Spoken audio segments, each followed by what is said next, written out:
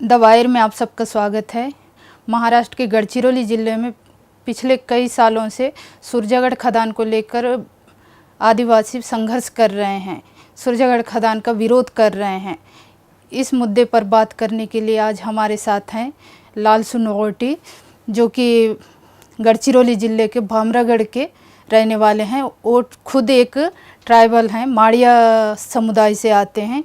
तो उनसे जानने की कोशिश करते हैं कि वो वहाँ मुद्दा क्या है, लोग क्यों लड़ रहे हैं, किस तरह से वहाँ पे आंदोलन चल रहा है।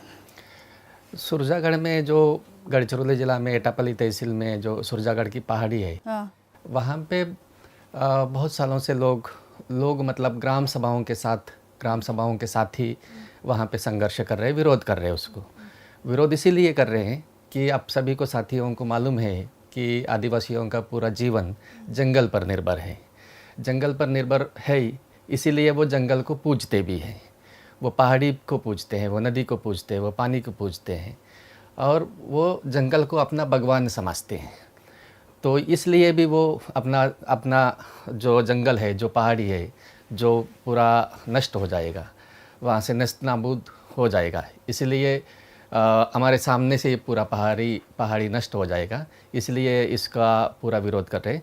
ये एक बात है। दूसरा ये है कि सुरजागढ़ पहाड़ी में सुरजागढ़ पट्टी के और पट्टी के आसपास के जितने भी छत्तीसगढ़ से लेकर महाराष्ट्र के गढ़चिरौली ज़िले के, तेलंगाना के बहुत सारे कार्यकर्ता, बहुत सारे लोग वहाँ पे जत्रा में आते हैं। वहाँ पे ठाकुर देव आदिवासियों का जो दैवत है वो वहाँ पे विराजमान है। वहाँ पे हर साल जनवरी के पहला वीक में वहाँ पे बड़ा जत्रा होता है, बड़ा एक मेला करते हैं लोग वहाँ पे। तो वो ठाकुर देव भी उनका जो भगवान है, उनका जो आद्य दैवत है, तो वो वहाँ से मतलब वो खदान होने से वो पूरा अफेक्ट हो जाएगा, वो नष्ट हो जाएगा। इसलिए भी दूसरी बात लोग उसका विरोध कर रहे हैं। एक और बात ये है कि आदिवासियों के बहुत सारे स्वतंत्र के योगदान में बहुत सारे क्रांतिकारकों ने अपना योगदान दिया। तो अहिरी के जो ज़मींदारी क्षेत्र है, वहाँ के एक क्रांतिकारक थे वीर बाबूराव शेड़मा के। तो जो अंग्रेज़ों के साथ बहुत बड़ा लड़ाई किया उसने, और बहुत सारे अंग्रेज़ों को उन्होंने मार डाला उस समय। और भारत जो आज़ाद हुआ उसके लिए उसने बहुत बड़ा योगदान आदिवासियों की ओर से उन्होंने उस समय दिया। तो वो जब अंग्रेज़ों के साथ लड़ाई करते थे तो वो उसी सुरजागढ़ पहाड़ी में जाकर छुपते थे। तो वहाँ पे उनका वास है, वहाँ पे उनका अधिवास है। तो ये सब क्षेत्र जो सुरजागढ़ का पूरा पहाड़ी क्षेत्र, ये सुरजागढ़ का खदान होने से जो 248.9 हेक्टर ये जो ज़मीन है, वो पूरा पहाड़ी का क्षेत्र है। ये पूरा वो जो Lloyds and metal engineering company और त्रिवेणी अर्थ मूवर्स कंपनी, इनको वो जो खदान कर रहे हैं, तो उससे ये पूरा पहाड़ी नष्ट हो जाएगा। इसलिए लोग विरोध कर रहे हैं। और लोग एक इसलिए बात है इसमें, इस खदान के वहाँ खुलने से वहाँ कितने गांव प्रभावित होंगे, कितने लोग विस्थापित हो सकते हैं? तो इसमें से तो डायरेक्ट सीधा सुरजागढ़ क्षेत्र के जो सुरजागढ़ पट्टी के 70 गांव है, 70 के आसपास जो गांव है वो पूरा प्रभावित हो जाएंगे उससे। वहाँ के लोगों के उस पहाड़ी के आसपास खेती है उनकी, तो वो पूरा खेती प्रभावित हो जाएगी। वहाँ के लोगों का विस्थापन हो जाएगा। और लोग जिस ज़मीन पर है, जहाँ से जिस पहाड़ी से वो लोग तेंदुपत्ता, बाँस, उनके हर्बल मेडिसिन्स कलेक्ट करते हैं, वो पूरा उससे वो उनको नहीं मिल पाएगा। और ये माड़िया, ये जो जनजाति है, पूरा हंटिंग एंड गैदरिंग कम्युनिटी है। जंगल के फल फूल कंद जमा करके वो अपना जीवन उधर निर्वाह करते हैं। तो वो न मिलने के कारण ये पूरा गांव के लोग प्रभावित हो जाएंगे और उनका खेती ठीक ठाक नहीं होगा। उससे वो पूरा उनका खेती में वो वहाँ का पानी वो जो ब्लास्टिंग करते हैं, तो ब्लास्टिंग से भी वो वहाँ के जो शांतिपूर्ण समाज है वहाँ पे माड़िया जनजाति है, उसमें शांति का भंग हो जाएगा। और वो पूरा अलग ही वहाँ पे महसूस करने लगे। वहाँ पशु नहीं रहेंगे, पंछी नहीं रहेंगे, पेड़ नहीं रहेंगे तो उस समय आदिवासी कैसा महसूस कर सकता है, आप समझ सकते हैं। यहाँ सवाल ये भी है कि क्योंकि सुरजागढ़ ट्राइबल इलाका में है और वहाँ पे पूरा ये 5वीं अनुसूची लागू है, फिर ग्राम सभा की अनुमति के बगैर वहाँ पे खदान या कोई भी दूसरा चीज़ नहीं खोला जाता। वहाँ ग्राम सभाएं हुई थी क्या? तो ग्राम सभाएं हैं, मतलब महाराष्ट्र में जो पेशा कानून है 1996 जो सेंटर ने लागू किया, सेंटर में जो कानून बनाया, उसको 1996 में 94 में सभी स्टेट्स को बताया गया कि अपने अपने स्टेट में ये कानून को लागू करना है, तो अपने अपने स्टेट ने इस कानून का रूल्स बनाना चाहिए। कोई भी कानून को इम्प्लीमेंट करना है, अमल बजावनी करना है उस कानून का, तो उसको नियम बनाना होता है। तो बहुत सारे स्टेट्स ने नियम नहीं बनाए, लेकिन 20 साल के बाद महाराष्ट्र शासन ने उसके नियम बनाए। 2014 में महाराष्ट्र सरकार ने पेशा कानून के रूल्स बनाए और पेशा कानून को अमल किया महाराष्ट्र में।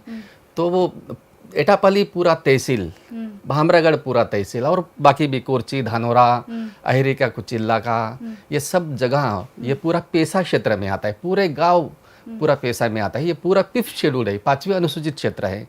और यहाँ पे ग्राम सभाएं मौजूद है। ग्राम सभा के अध्यक्ष है, ग्राम सभा के सचिव है। ग्राम सभाओं के तहत वहाँ पे तेंदू पत्ता कलेक्शन का काम होता है। ग्राम सभाओं के तहत वहाँ पे बांस की कटाई होती है। ग्राम सभाएं होती हैं वह नियमित रूप से। तो वो ग्राम सभा के सम्मति के बिना, ग्राम सभा को कंसल्ट न करते हुए, कंसेंट न लेते हुए वहाँ पे ये सब खदान का काम किया जा रहा है। तो खदान करने के पहले एक तो पब्लिक हियरिंग करना होता है। तो पब्लिक हियरिंग उन्होंने एटापल्ली तहसील में ही नहीं किया, उन्होंने 100 किलोमीटर दूरी पर एक अलापल्ली करके जगह है, वहाँ पे पब्लिक हियरिंग किया है, जो कि गैर कानूनी है। मतलब वहाँ के लोग जो उस पहाड़ी में जो खदान होने वाला है, वहाँ पे जो जंगल तोड़ा जाएगा, उससे जो गांव अफेक्ट होंगे, वो लोग ही वहाँ पे मौजूद न रह पाए उस पब्लिक हियरिंग में, उस जन सुनवाई में। तो उन्होंने जिसमें नॉन ट्राइबल क्षेत्र में वो पब्लिक हियरिंग किया, तो वो ये सब गैर कानूनी, इसलिए हम लोग बोलते हैं ये इलीगल माइनिंग है, ये बेकायदेशीर खदान है। तो इसको तुरंत सरकार ने बंद करना चाहिए, तो इससे कुछ भी फ़ायदा नहीं होगा। अभी काम शुरू हो चुके हैं? अभी काम शुरू हो गया है। काम बहुत मतलब बीच में कुछ साल पहले फिर से शुरू हुआ था। लोगों का जो विरोध है वो लगातार जारी है, इसलिए बीच में बंद रहा। लेकिन अभी फिर से उन्होंने शुरू किया। वहाँ पे रोज़गार के नाम पर उन्होंने वहीं स्थानिक जो पढ़े लिखे बच्चे उनको काम में लेना शुरू कर दिया। तो हम लोग हमेशा लोगों को कहते हैं कि इससे कुछ रोज़गार मिलने वाला नहीं है। अपने माड़िया आदिवासी समुदाय से, अपने आदिवासी समुदाय से कोई भी माइनिंग में इंजीनियर किया हुआ लड़का नहीं है। तो बाहर के ही सब लोगों को लाएंगे वहाँ पे काम के लिए, और वहाँ पे किसी को रोज़गार नहीं मिलने वाला है। वो रोज़गार का नाटक है। तो ये जो तेंदू पत्ता हो, वो बांस हो, वहाँ का अन्य जो वन उपज है, उसी से अपने को सस्टेनेबल जो रोज़गार मिलेगा वही रोज़गार है। उसी से लोगों को रोज़गार मिलते आ रहा है। तो ये तो रही सुरजागढ़ की बात। आप लंबे समय से वहाँ के ट्राइबल संस्कृति और वहाँ की भाषा, इन सब चीज़ों पे भी काम करते हुए आए हैं। इस पे कुछ बताएंगे, वहाँ पे क्या स्थिति है? सभी क्षेत्र में, मतलब सिर्फ हम लोग भामरागढ़, अहेरी, गढ़चिरौली में ही काम करते इस तरह से नहीं। लेकिन मैं तो जब यूनाइटेड नेशन में या जिनेवा में इंडिया का, भारत का रिप्रेजेंट किया, तब भी मैंने ये मुद्दा उठाया था कि आदिवासी जो इस देश के आदिवासी है, तो उनको आदिवासी ही कहा नहीं जाता है, मूल निवासी कहा ही नहीं जाता। इंडिजिनस ये शब्द ही उनको नहीं लागू किया जाता। उनको शेड्यूल्ड ट्राइब, अनुसूची, मतलब ये यादी में जो लिस्ट में जो ट्राइब्स है, जो लोग हैं, उन्हीं को उन्होंने शेड्यूल्ड कहा गया। उनको आदिवासी नहीं कहा गया। तो देश में भारत सरकार क्या रिपोर्ट देती है यूनाइटेड नेशन को, तो इंडिया में आदिवासी ही नहीं है, इंडिजिनस पीपल्स नहीं है, इस देश में मूल निवासी नहीं है। यही रिपोर्ट वो यूनाइटेड नेशन को देता आ रहा है। तो आदिवासियों को हर चारों ओर उनके ऊपर अन्याय अत्याचार हो रहे हैं। उनकी जो भाषा है, जो गोंडी भाषा है आदिवासियों की, यहाँ के जो गोंड आदिवासी है उनकी जो गोंडी भाषा है उसको स्क्रिप्ट है। तो मैं मराठी में पढ़ाई किया, जिस भाषा को स्क्रिप्ट नहीं है। इस देश में मराठी से ज़्यादा ही गोंडी बोलने वाले लोग हैं। मध्य प्रदेश में गोंडी बोलते हैं, छत्तीसगढ़ में गोंडी बोलते हैं, तेलंगाना में गोंडी बोलते हैं, आंध्र प्रदेश में गोंडी बोलते हैं, उड़ीसा में गोंडी बोलते हैं, महाराष्ट्र में गोंडी बोलते हैं, 6 राज्यों में गोंडी बोलते हैं लोग। तो जिस भाषा को लिपि है, जो लोग जिस देश में सबसे ज़्यादा लोग बोलते हैं, उस भाषा को पढ़ाई में, शिक्षा में कोई भी व्यवस्था नहीं किया सरकार ने। तो हम लोग अन्य भाषाओं पर बात करने लगे। मैं जब आज हिंदी में बात करने लगा हूँ यहाँ पे, तो भाई गोंडी में बात नहीं करने, गोंडी में पढ़ाई की व्यवस्था नहीं है, गोंडी की कोर्ट का जो भाषा है वो गोंडी में नहीं है। तो जो आदिवासी जो एक्सप्रेस कर पाता जिस भाषा में, वही उनके हाथ में नहीं है, वो एक्सप्रेस नहीं कर पाता, वो अपने विचार नहीं रख पाता सीधा आसानी से। वो अपनी भाषा से सरल और सीधा रूप से अपने विचार रख सकता है। तो भाषा भी आदिवासियों के हाथ से छूटा जा रहा है। हम लोग हमेशा सोच रहे, देखते हैं कि शहर में अगर 2 आदिवासी मिले, 2 गोंड, 2 माड़िया मिले, तो वो मराठी में बात करते हैं। वो छत्तीसगढ़ के बीजापुर में मिले तो हिंदी में बात करते हैं। वो आदिलाबाद में अगर 2 गोंड मिले तो वो तेलुगु में बात करते हैं। उड़ीसा में भी वैसा ही है। तो आदिवासियों की जो भाषा है वो उनके हाथ से जा रहा है, उस पर कुछ भी काम नहीं किया जा रहा है। तो आदिवासियों की भाषा का संरक्षण एवं संवर्धन करने की बहुत आवश्यकता है। और आदिवासी की जो संस्कृति है, तो आदिवासी की संस्कृति भी नष्ट हो रहा है। तो गोटुल जो हमारे आदिवासी की प्राचीन संस्कृति है, प्राचीनतम एक यूनिवर्सिटी है, एक विद्यापीठ है, उसको हमारे महाराष्ट्र में या फिर सभी जगहों पर समाज मंदिर लगाते हैं उसको। तो मंदिर क्यों बोल रहे, समाज मंदिर क्यों बोल रहे, वही एक क्वेश्चन है, एक प्रश्न है। तो उसको गोटुली बोलने से क्या होता है? तो गोटुल बोलना चाहिए उसको। गोटुल क्यों नहीं बोल रहे? समाज मंदिर करके उसको हिंदूकरण किया जा रहा है। अभी हम लोग सब सोचते हैं मेरा नाम लालसू है, तो मेरा ट्राइबल नेम है, माड़िया नाम है मेरा। तो अभी सब कोई किसी गांव में जाएंगे तो अभी जो नए लड़के जो शादी किए, उनको अगर लड़का या लड़की हुआ तो वो अपना नाम लालसू, रईनू, पूसू, इरपा, कोलू, मालू इस तरह से नहीं रखेंगे। वो सभी नाम हिंदू संस्कृति के अनुसार रखे जाते हैं। तो मैं बहुत सारे अबूझमाड़ के गाँव में भी, जहाँ पे आश्रम स्कूल से ही वहाँ पे जाता हूँ, तो वहाँ पे जाने के बाद पूछता हूँ कि 4-5 लड़कियों को बुला के अगर हम लोग उनको पूछेंगे आपका नाम क्या है, ऐसा पूछने के बाद वो लड़की बताते हैं मेरा नाम ऐश्वर्या है, मेरा नाम काजोल है, मेरा नाम करिश्मा है। तो आदिवासी किस दिशा में जा रहे हैं, तो ये आदिवासियों पर काम करने वाले लोगों को बहुत ही तकलीफ होता है। इस तरह का हमारा समाज को हम देख पाएंगे अगले, मतलब वो सही दिशा से नहीं जा रहे। तो अपनी संस्कृति को, अपने भाषा को वो भूल रहे हैं, जबकि आदिवासियों की खुद का इतिहास है। मैं अभी स्टार्टिंग में बताया कि आदिवासियों ने इस देश की आज़ादी को लाने के लिए बहुत सारे आदिवासी क्रांतिकारियों ने प्रयास किया, बहुत अपना जान बलिदान कर दिया। जबकि मैं जब पढ़ाई किया स्कूल में, तो एक भी आदिवासी का किताब मतलब अभ्यासक्रम में नहीं है, सिलेबस में एक भी आदिवासी का संघर्ष के बारे में कोई भी सिलेबस में नहीं है। तो मैं किसी और दूसरे के इतिहास पढ़ रहा हूँ, आदिवासी का इतिहास ही नहीं है।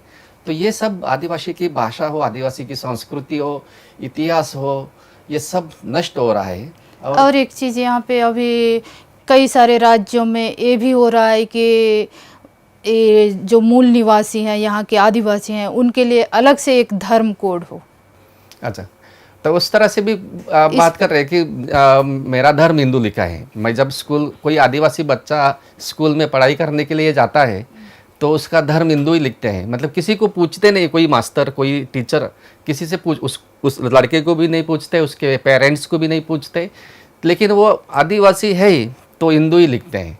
तो जब मुझे ये सब पता चला कि मैं तो हिंदू नहीं हूँ, मेरा शादी हिंदू संस्कृति के अनुसार नहीं हुआ है, मेरा खान पान हिंदू संस्कृति के अनुसार नहीं है, मेरा पूरा जीवन जो लाइफस्टाइल है वो हिंदू धर्म के अनुसार नहीं है, तो मेरा अलग धर्म है, अलग मतलब हम बहुत सारे लोग मुझे पूछ रहे कि आप अगर हिंदू नहीं है तो आप कौन है?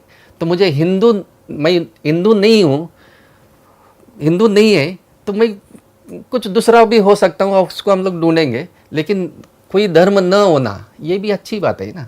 आज धर्म के लिए लड़ाई हो रही इस पूरा दुनिया में, इस देश में अलग अलग जगहों पर पूरा धर्म को लेकर संघर्ष हो रहा है, लड़ाई हो रही। तो धर्म न होना आदिवासियों के लिए, वो पेड़ को पूजते हैं, वो पानी को पूजते हैं, वो पहाड़ को पूजते हैं, वो नदी को पूजते हैं। तो उस धर्म उसके बारे में किस तरह से हम लोग सोचना, वो सभी आदिवासी अलग अलग क्षेत्र के इस देश के आदिवासी एक जगह पर आकर उस पर सोचने की आवश्यकता है। उस तरह से अगर अलग धर्म कोड करते हैं तो वो सर्वसमावेशक रूप से अगर रहेगा तो वो सभी को वहाँ पे हम लोग समाविष्ट कर पाएंगे और ज़्यादा से ज़्यादा लोग उस पर विचार रख पाएंगे। और उस तरह से हम लोग अगर उस तरह से अलग धर्म कोड होता है, निसर्ग धर्म भी कुछ लोग बोल रहे हैं, अलग अलग धर्म की भी बात हो रही है, तो उस तरह से अलग धर्म होता है तो लोगों इस देश के आदिवासियों को एक न्याय देने की ओर की एक पहल होगी, ऐसा मुझे लगता है।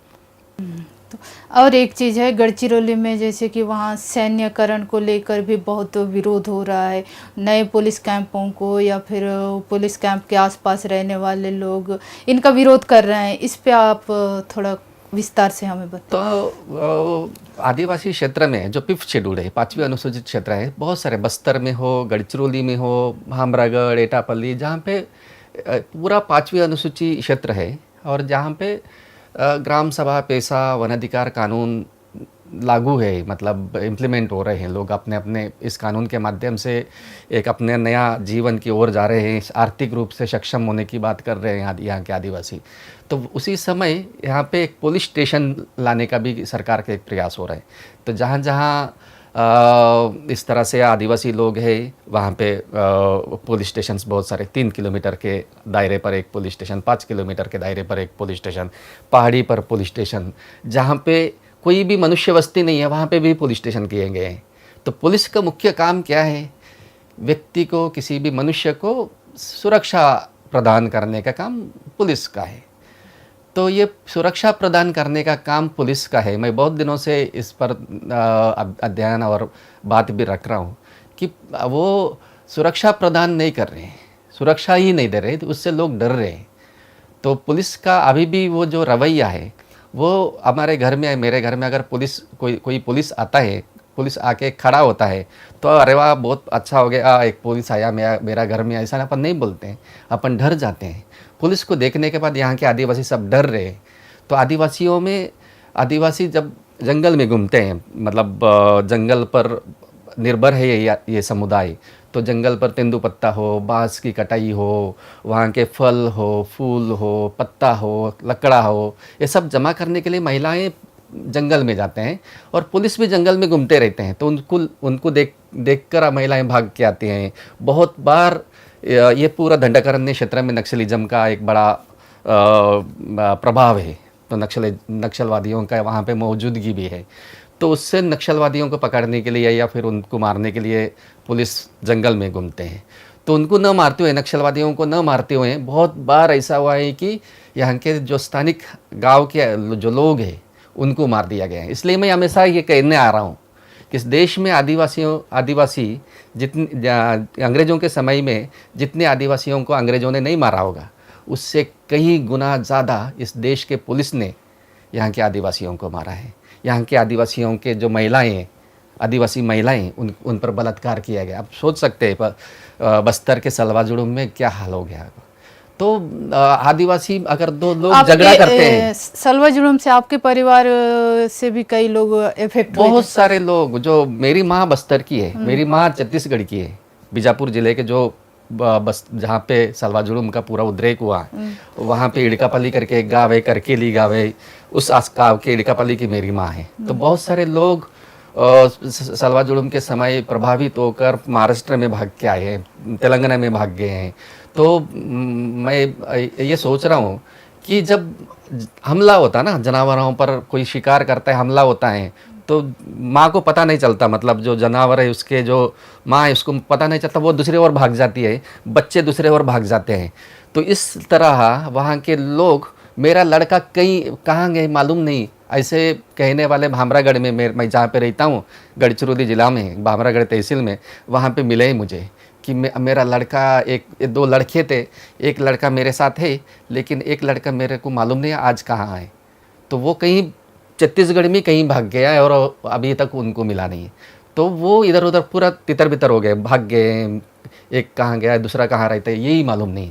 तो इस तरह से ये पुलिस के वजह से, ये पूरा सलवा जुड़ूम के वजह से इस तरह से हुआ। मैं एक महत्वपूर्ण बात बताने जा रहा था कि जो पुलिस का है, तो आदिवासियों में उनका जो झगड़ा हो, उनका जो कन्फ्लिक्ट हो, उनका जो वाद है, वो मिटाने के लिए गोटुल है। गोटुल में वो मिटाते हैं। मियाँ बीवी का झगड़ा हो गया तो वो गोटुल में जाके उसको सुलझाते हैं।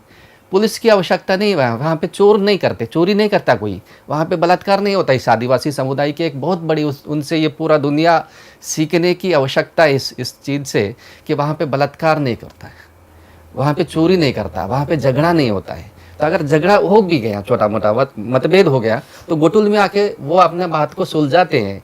तो वहाँ पे पुलिस स्टेशन की क्या आवश्यकता है। लेकिन मैं जब से इलेक्शन किया तो बहुत सारे केसेस लगाए, आंदोलन के केसेस लगे हैं मेरे ऊपर, कुछ फर्जी केसेस लगाए हैं पुलिस ने। एक तो ये है, आप सबको मालूम है, इस देश को भी मालूम है, जो पेगासस का जो निगरानी है, पेगासस का जो लिस्ट है, उसमें मेरा नाम है। मैं तो एक देहात में, गांव में, जंगल में, माड़ के नीचे रहने वाला गांव का इंसान हूँ।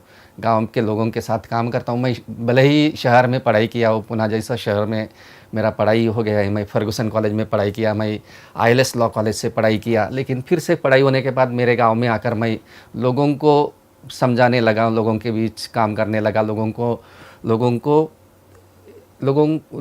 के बीच जाकर कानून के बारे में बताने लगा। वन अधिकार कानून हो, पैसा कानून हो, और बाकी भी कानून है, बायोडाइवर्सिटी एक्ट जैसे जो कानून है, उस कानून पर हम लोग काम कर रहे हैं। वहाँ पे हैबिटेट राइट के लिए हम लोग काम कर रहे हैं। हैबिटेट राइट ये एक ऐसा राइट है जो ऑलरेडी, मतलब वन अधिकार कानून एक बहुत महत्वपूर्ण कानून है, ऐसा मुझे लगता है। तो वन अधिकार कानून में देश के जो सरकार है उसने मान्य किया, इस देश के आदिवासियों पर ऐतिहासिक अन्याय हुआ है, इस देश के आदिवासियों पर अन्याय हुआ है, ये मान्य किया गया है। नहीं तो सरकार कभी इस देश के इस वर्ग पर अन्याय हुआ है ये नहीं बताती। तो वन अधिकार कानून में इस देश के आदिवासियों पर ऐतिहासिक अन्याय हुआ है, तो ये ऐतिहासिक अन्याय दूर करने के लिए हम लोग ये कानून ला रहे हैं। आदिवासी वो अन्य परंपरागत वन निवासी वन अधिकार मान्यता कायदा 2006 में लाया गया, तो ये कानून लाया है। तो ये कानून में सेक्शन 31E में हैबिटेट राइट बताया गया है, परिसर हक जिसको हम लोग मराठी में कहते हैं। तो हैबिटेट राइट है, तो जहाँ जहाँ प्रिमिटिव ट्राइब्स है, मुरिया जनजाति हो, माड़िया जनजाति हो, कोलामों के बारसा हैबिटेट है। हमारे भामरागढ़, मतलब माड़ियाओं का पट्टी, ये हैबिटेट है। भामरागढ़ पट्टी के 1 से 9 गाँव है, सुरजागढ़ पट्टी के 70 गाँव है, वेनारा पट्टी है, तोड़सा पट्टी है, अहेरी पट्टी है, पेरमिली पट्टी है। ये पट्टी है, पट्टी मतलब एक गाँवों का समुदाय, आदिवासी समुदाय, आदिवासी व्यक्ति। छत्तीसगढ़ में परगना बोलते माड़ में। तो उसी तरह से ये परगनों का पट्टा मिलना चाहिए, पट्टी का पट्टा मिलना चाहिए, बारसा कोलाम जनजाति का बारसा का पट्टा मिलना चाहिए। तो ये एक बहुत महत्वपूर्ण बात इस कानून में कहा गया है। और जो ऑलरेडी ये कानून में एक और मज़ेदार और एक बहुत इंटरेस्टिंग है कि इस कानून में जो ऑलरेडी एग्जिस्ट है, इस कानून में जो ऑलरेडी अपने पास है, पारंपरिक रूप से ट्रेडिशनली जो एग्जिस्ट है, उसी को हम लोग मान्यता देने का है। जो पट्टी ऑलरेडी एग्जिस्ट है, जो पट्टी ऑलरेडी अस्तित्व में है, उसी को हम लोग, ये भामरागढ़ पट्टी का पट्टा है।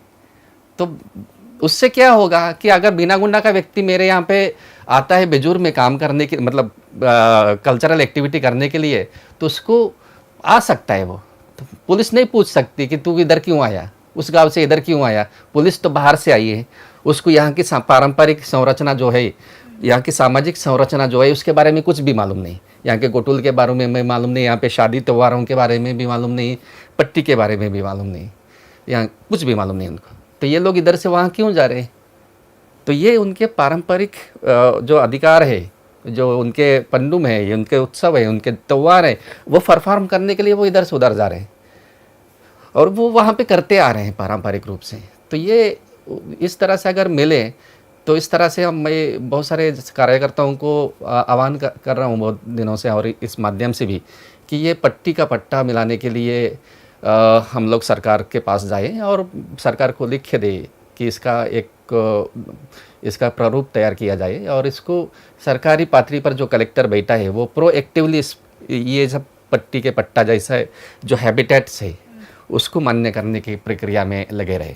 अच्छा, तो आप अभी बताए कि आपको आपका नाम भी पेगासस की लिस्ट में आया है, तो आप पे क्यों निगरानी की जा रही होगी?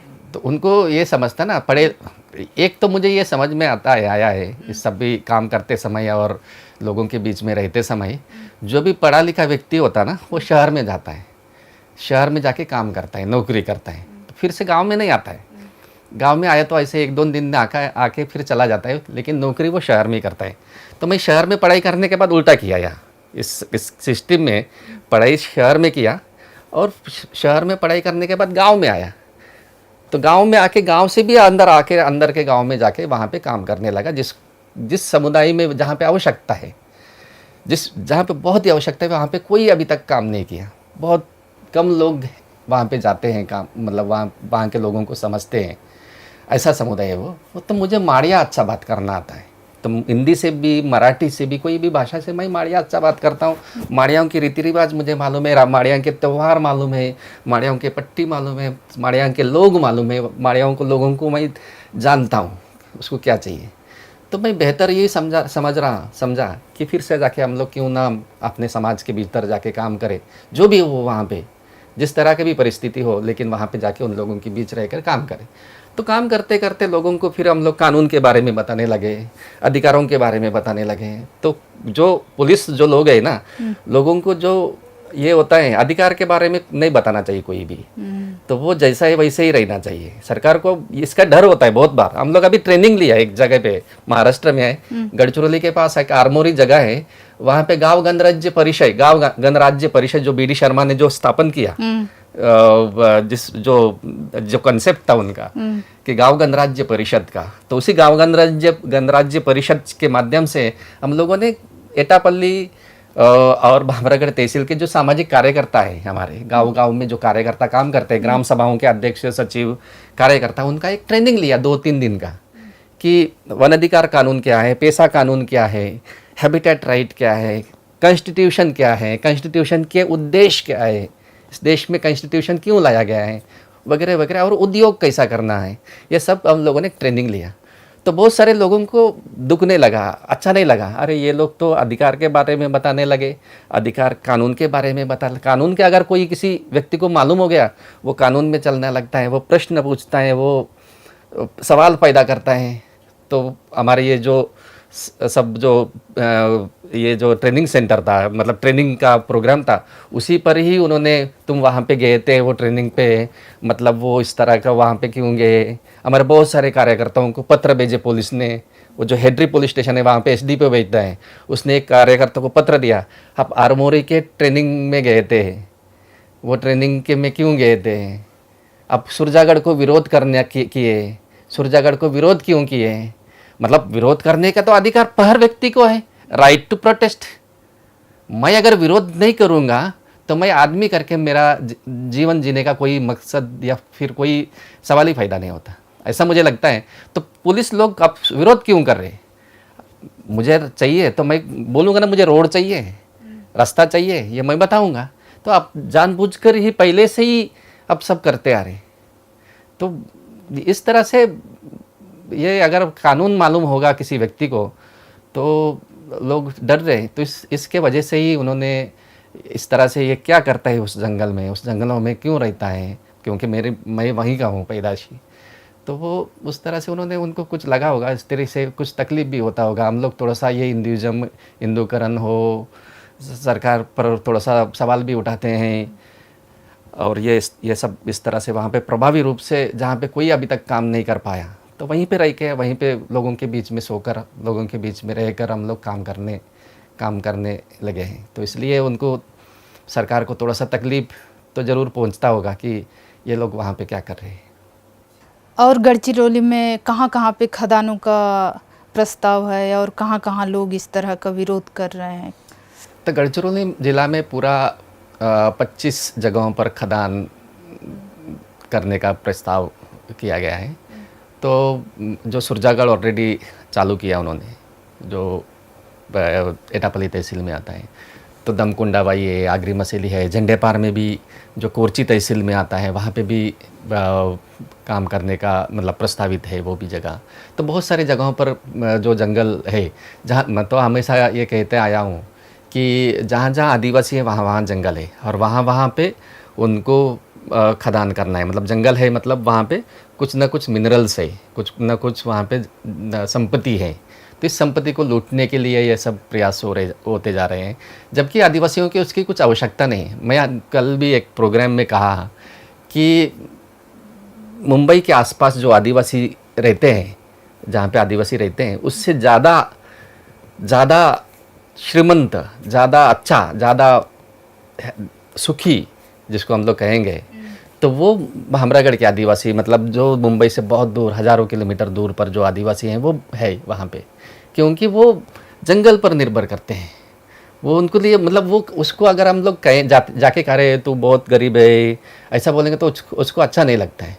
तो वो मतलब मुंबई के आसपास के शहर के आसपास के आदिवासियों का जितना एक गांव का जगह जितना है, उतने यहाँ के मैं जिस गांव में रहता हूँ वहाँ पे एक घर का जगह उतना जगह का होता है। तो वो बहुत ही रॉयल जीवन जीता है। तो बहुत सारी जगहों पर खदान करके सब जो व्यवस्था है आदिवासियों की, जो प्रथा परंपरा संस्कृति हो, उनकी जल जंगल ज़मीन हो, ये सब नष्ट करने का प्रयास किया जा रहा है। और एक बात हमेशा में हम लोग देख रहे हैं, जो खदान को विरोध कर रहे हैं, जो ये संपत्ति को लूट के लेके जाने की जो प्रक्रिया सरकार कर रही है, उसको जो विरोध कर रहे हैं उसके ऊपर केसेस कर रहे हैं। तो बाकी कुछ नहीं हो रहा है इस देश में, जो क्योंकि अब हम सब लोग जानते हैं कि जिसके पास ज़्यादा संपत्ति हो, जिसके पास नेचुरल रिसोर्सेस ज़्यादा हो, वो ज़्यादा ताकतवर होता है। तो वो ताकतवर किसी मल्टीनेशनल कंपनी को करने के लिए, उसको बनाने के लिए, ताकतवर बनाने के लिए उसका फ़ायदा पॉलिटिकल पार्टी को होता है। तो वो सब लूट के लेके जाएंगे तो हमारे पास पैसा रहेगा, और यहाँ के स्थानिक लोग अगर उसको विरोध करेंगे तो उसके ऊपर केसेस करते हैं। उसके ऊपर बहुत सारे हमारे कार्यकर्ताओं पर, हमारे गढ़चिरौली जिला में सबसे ज़्यादा यूएपीए के केसेस भामरागढ़ जो तहसील है, एक 100 गाँव, 100 के आसपास जो गांव है, वहाँ के आदिवासियों के ऊपर यूएपीए जैसे केसेस किए हैं। बहुत सारे कार्यकर्ताओं को जेल में डाला है। वो 110 जैसा जो प्रिवेंटिव मेजर्स को लेकर जो सेक्शन है, वो 110 जैसा लगा रहे हैं, 110 कर रहे हैं, उनको डिटेन कर रहे हैं, उनके ऊपर निगरानी रख रहे हैं, पुलिस स्टेशन में बुला रहे हैं। तो बहुत लोग ये वहाँ पे परेशान हैं। मैं ये भी आगे कहना, मतलब इस तरह से जितना आदिवासियों को मारा है यहाँ के सिस्टम ने, उसी तरह से यहाँ के बहुत सारे आदिवासियों को जेलों में भी डाला गया है। तब अगर कांकेर के जेल में जाके देखेंगे, जगदलपुर के जेल में जाके देखेंगे, दंतेवाड़ा के जेल में जाके देखेंगे, चंद्रपुर के जेल में जाके देखेंगे, नागपुर के सेंट्रल जेल में जाके देखेंगे, तो वहाँ पे सबसे ज़्यादा कौन लोग हैं इस जेलों में? तो यहाँ के क्षेत्र के आदिवासी लोग सबसे ज़्यादा जेलों में। तो ये बहुत चिंतनीय बात है। जो निरागस आदिवासी है, जो इनोसेंट आदिवासी है, उसको जेलों में डाला जा रहा है। जो बात करता है थोड़ा थोड़ा, जो लिखना चाहता है, जो बात करना चाहता है, जो विरोध करना चाहता है नैसर्गिक रूप से, हमको ये नहीं चाहिए करके, खदान नहीं चाहिए करके जो विरोध करता है, उनको जेलों में डाला जा रहा है। तो हमारे साथ में एक यूएपीए के तहत एक महेश राउत, जो जिसके साथ हम लोग काम किए हैं, उसको भी जेल में डाल दिया गया। 4 साल से जेल में है। तो हमारे साथ ग्राम सभा, पेशा कानून, वनाधिकार कानून, लोगों में समझ बनाने के लिए वो दिन रात मेहनत करता था। कुछ भी खराब नहीं काम करता था। हम लोग तो उसी के साथ में घूमते थे। तो उसको यूएपीए के तहत उसको भी जेल में डाल दिया गया। तो आज भी वो जेल में है। तो वो जो बात करते हैं, जो लोग इस तरह से खदान को जो विरोध करते हैं, तो ये नैसर्गिक संसाधन हमारे पास होना चाहिए, इसका संरक्षण एवं संवर्धन होना चाहिए, ये जो बात करते हैं, ऐसे जितने भी कार्यकर्ता हमारे यहाँ पे, उसके ऊपर कुछ ना कुछ केसेस लगे हुए हैं। और वो मतलब हम सभी यहाँ के आदिवासी निरंतर रूप से वहाँ पे संघर्ष कर रहे हैं। सुरजागढ़ को बचाने के लिए संघर्ष हो रहे हैं, अपनी भाषा को बचाने के लिए संघर्ष हो रहे हैं, संस्कृति को बचाने के लिए वहाँ पे संघर्ष हो रहे हैं। तो ये सभी चीज़ें वहाँ पे हो रहे हैं। और जो लोग हैं वहाँ पे, हम लोग वहाँ पे देख रहे हैं कि लोग अपने आप आगे आ रहे हैं। सिलगेर का आंदोलन जैसे लोग आंदोलन कर रहे हैं। अभी एक दिन का मोर्चा नहीं ले रहे लोग अब जब तक मांग पूरी नहीं होती है तब तक लोग उस मांग को लेकर बैठ रहे हैं। तो ये बहुत अच्छा एक आंदोलन करने का एक तरीका लोगों ने अपने आप में ढूंढ लिया। और मुझे तो आश्चर्य लगा कि लोग इस तरह से लेकिन इस पे भी कहा जा रहा है कि अभी जो माओइस्ट प्रभावित इलाके हैं वहाँ पे जो भी संघर्ष हो रहे हैं, जो भी आदिवासी वहाँ पे संघर्ष कर रहे हैं, वो माओवादियों के भड़काने पे किया जा रहा है, ऐसा प्रशासन का कहना है। प्रशासन या पुलिस ऐसा भी कह रही है। नहीं, अभी दिल्ली में आंदोलन हुआ 1 साल, वो क्या माओवादी ने बताया हुआ आंदोलन है क्या?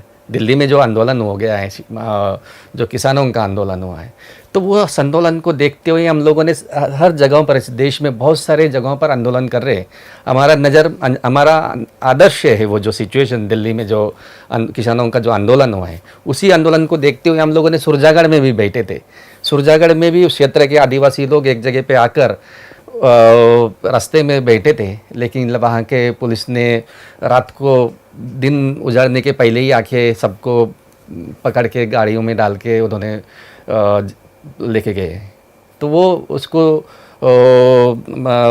इस आंदोलन को नेस्तनाबूद करने का प्रयास पुलिस तो कर रही है, लेकिन लोग अब वहाँ पे प्रयास, लोगों की ओर से तो प्रयास हो रहे। सिलगेर हो, विच्छा घाट हो, विच्छा घाट, ये गढ़चिरौली और बस्तर के बॉर्डर है, तो वो तो डेमोक्रेटिकली वो मुद्दे रेज कर रहे हैं। लोग इस देश के संविधान को मान रहे हैं, तो सिस्टम ने ये तो एक समझना चाहिए, जो भी बताया हो, मतलब इस तरह से कर सकते हैं लोग। अगर मांगने के लिए कोई आंदोलन करता है, हड़ताल करता है, तो वो तो संविधानिक मार्ग से, तो वो तो किसी भी दूसरा मार्ग अपनाता था, बंदूक का मार्ग अपनाता था वो, अगर वो चाहिए तो। लेकिन वो न करते हुए वहाँ के लोग संवैधानिक रूप से, डेमोक्रेटिक पद्धति से वो एक जगह पर आकर इसका विरोध कर रहे हैं। तो ये एक अच्छी बात है। इस देश में संविधान है, संविधान को मानने वाले लोग हैं, संवैधानिक रूप से अपनी मांग को मांगने के लिए लोग रास्ते पर आ रहे हैं। तो ये बहुत अच्छी बात है इस देश में हो रही है। तो वो मतलब उनको समझ में नहीं आता। मतलब अगर मेरे घर में अगर कोई जाके, मेरा लड़का अगर जाके चोरी करता है, तो मुझे पहचानने वाले लोग मुझे क्या बोलते हैं, आपने ही बताया उसको चोरी करने के लिए बोलते हैं ना, उस तरह से वो होता है। तो लोग जंगलों में जो लोग रहते हैं, अबूझमाड़ में जो लोग हैं, बस्तर में जो लोग हैं, गढ़चिरौली में जो लोग हैं, वो किसान आंदोलन को देखते हुए, किसान आंदोलन ने जिस तरह से अपना आंदोलन जारी रखा इतने महीने बाद भी, मतलब ये सब किया है आंदोलन, और अपना अधिकार प्राप्त करने के लिए, अपनी जो बात रखने के लिए जो उनको चाहिए था, तो वो बात रखने के लिए इस तरह का आंदोलन किया। तो उस तरह से यहाँ के लोगों ने भी, हमें खदान नहीं चाहिए, तो ये अपनी बात को रखने के लिए यहाँ पे कर रहे हैं। मैं इस माध्यम से देश के सभी जनताओं को, देश के सभी बुद्धिजीवियों को, देश के सभी विद्यार्थी, हमारे श्रमजीवी कार्यकर्ता, सभी देश के जनता से अपील करता हूँ कि हम लोग जो जल जंगल ज़मीन को बचाने के लिए जो प्रयास कर रहे हैं, वहाँ की जनता जो प्रयास कर रही है, वहाँ पे अपनी मांग को रख रहे हैं, मतलब संवैधानिक रूप से अपनी मांग मान्य करने के लिए वो मोर्चा कर रहे हैं, वो आंदोलन कर रहे हैं। तो इस तरह के आंदोलन जो संवैधानिक रूप से जो आंदोलन हो रहे, उस आंदोलन को समर्थन बुद्धिजीवी लोगों ने आकर समर्थन देना चाहिए, और उनको समर्थन देते हुए उनको सपोर्ट करने की बहुत आवश्यकता है, क्योंकि वहाँ पे जो लोग वहाँ पे काम कर रहे हैं, तो वो उनको ज़्यादा कुछ मतलब लिखना नहीं है, मतलब जमता नहीं है। आदिवासी समाज, आदिवासी व्यक्ति को आप नाच के दिखाओ बोलने से वो नाच के दिखाएगा, लेकिन लिख के दिखाओ बोलने से वो लिख नहीं पाता। तो इसलिए जो उससे जो लगता है, उसको जो चाहिए, वो अगर लिख के मांगता है कोई सरकार, तो वो लिखने में मदद करे। उसको बात करने के लिए थोड़ा सा वो, उसको क्या चाहिए, वो मुद्दा को वो शहरों में रेज करें, शहरों में बताएं। शहर में जो पॉलिटिकल लोग हैं, वो राजनीतिक जो लोग हैं, उनको बताने के लिए जो मदद करें, इस तरह के कामों में वहाँ पे बहुत मदद की आवश्यकता है। ये सब आंदोलनों में, मैं सभी आंदोलनों के तरफ से मैं अपील करता हूँ कि जनता को, जो बुद्धिजीवी लोग हैं, शहरों में जो लोग बैठे हैं, उन लोग ये सब आंदोलन देश में चल रहे हैं, जो मुख्य रूप से बस्तर में हो, गढ़चिरौली में हो, और ये जो सेंट्रल इंडिया में जितने आंदोलन हो रहे हैं उस आंदोलन को समर्थन देकर वहाँ के जनता को मदद करे और उन्हें न्याय मिलाने में योगदान दे और उनको समर्थन दे, यही मैं विनती करता हूँ। जय सेवा। जय सेवा। बहुत बहुत शुक्रिया। धन्यवाद। द वायर के और वीडियोस देखने के लिए सब्सक्राइब करें और बेल आइकन पर क्लिक करें। स्वतंत्र पत्रकारिता की आर्थिक मदद करने के लिए डिस्क्रिप्शन में दिए गए लिंक पर जाएं और अपनी राशि चुनें।